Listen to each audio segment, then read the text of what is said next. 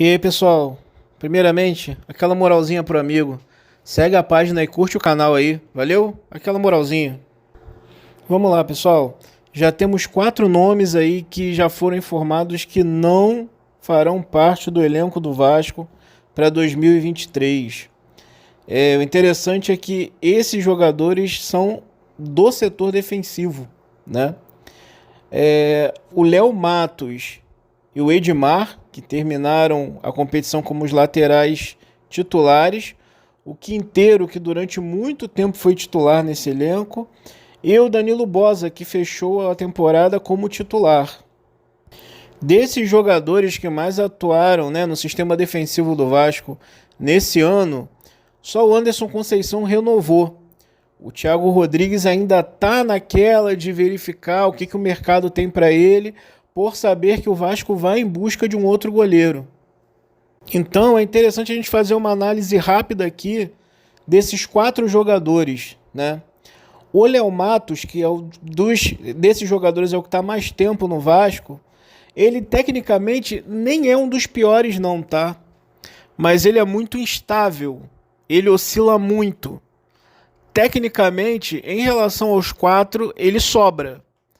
Mas ele é muito instável psicologicamente. Muitas vezes o Vasco às vezes se deparava com jogos que estavam bons para ele. Ele dava uma entrada dura, ou tinha um apagão, e isso causava um pênalti. Quer dizer, um jogador muito instável. E por conta disso, e dos 36 anos que ele já carrega, o Vasco fez muito por bem não renovar contrato com ele e informar que não tem esse interesse.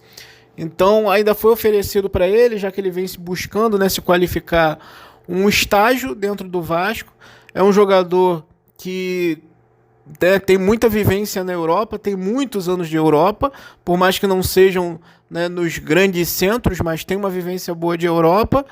Então eu acho que seria interessante, até pelo tempo que ele ficou no Vasco, né, esse estágio.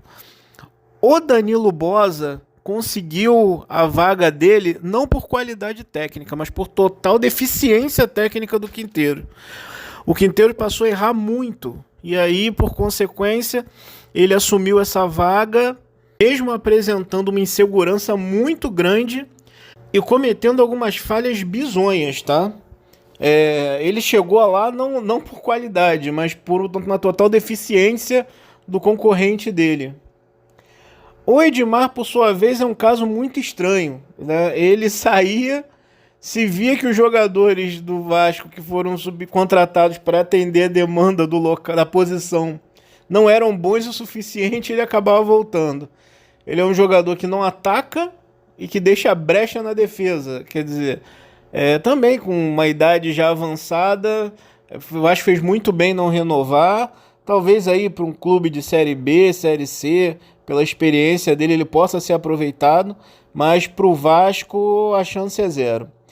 E talvez para mim o mais fraco tecnicamente, que é o Quinteiro. Ele é fraco tecnicamente, ele é inseguro, ele muitas vezes usa uma força desmedida, então ele era um risco cada vez que ele entrava em campo, né?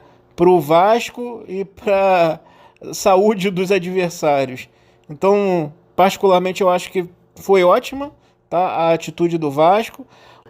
Conforme os nomes que forem sendo desligados forem informados, a gente vai passando aqui. Eu não vou ficar nessa de fulano está sendo sondado. Existe informação que fulano foi perguntado se fulano quer jogar no Vasco. Não, isso daí não tem o que se analisar em relação a isso. Então não vou perder tempo com isso, tá? Vou ver única e exclusivamente com informações validadas e respaldadas. Então, uma informação respaldada: Léo Matos, Danilo Boza, Quinteiro e Edmar não serão mais jogadores do Vasco. Forte abraço, pessoal.